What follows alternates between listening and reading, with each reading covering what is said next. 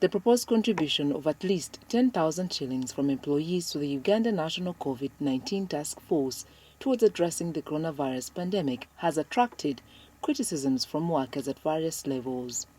When this letter was written, several workers within Kampala and even those ones in many other parts of the country have really communicated their discontent.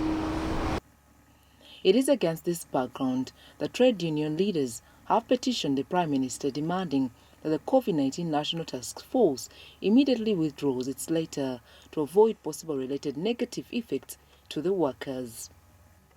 The male councillor representing workers at Kampala Central City Authority, Wanzusi Robert Matuku, says most employers have misinterpreted the request as a government directive to collect the said amount of money from every employee's salary. A voluntary contribution should be able to come from the individual workers themselves. The individual workers themselves should carry their contributions and take to the National Task Force, as has been the practice in the past. People take those contributions and they are announced.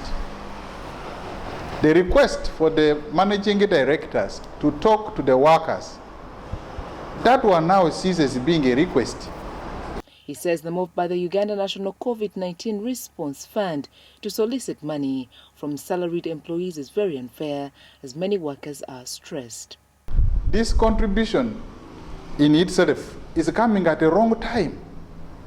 People are so depressed, for heaven's sake. It's like you go to a morning, people are mourning, and then for you just take advantage, because you think that you need a service, you go and ask for it from wrong people. Workers are extremely depressed.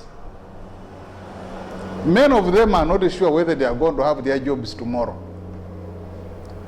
Others are struggling with the salary cuts, and you are aware, it has even been reported in the media, how workers have actually had their salaries reduced up to even 50%.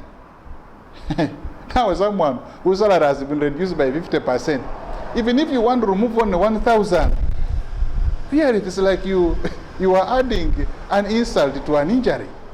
The workers' activists expressed disappointment with the government's act that is contrary to the practice in most parts of the world, where a government injects considerable sums of money into their economies to keep business surviving as a way of saving jobs and workers' earnings. I want to relay this message very strongly to the National Task Force to immediately withdraw their letter seeking the contribution of 10,000 shillings from the worker.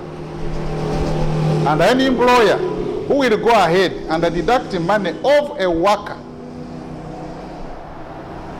either by way of coercion, either without the knowledge of that worker, or using any other means that is not acceptable, does not depict voluntarism, we shall take that employer on, because that is illegal and we are not going to entertain it. The other point is that you cannot go ahead and start demanding for 10,000 from a worker when just in the neighborhood here you are giving 40 million shillings to a member of parliament for reasons that are not even known. Really?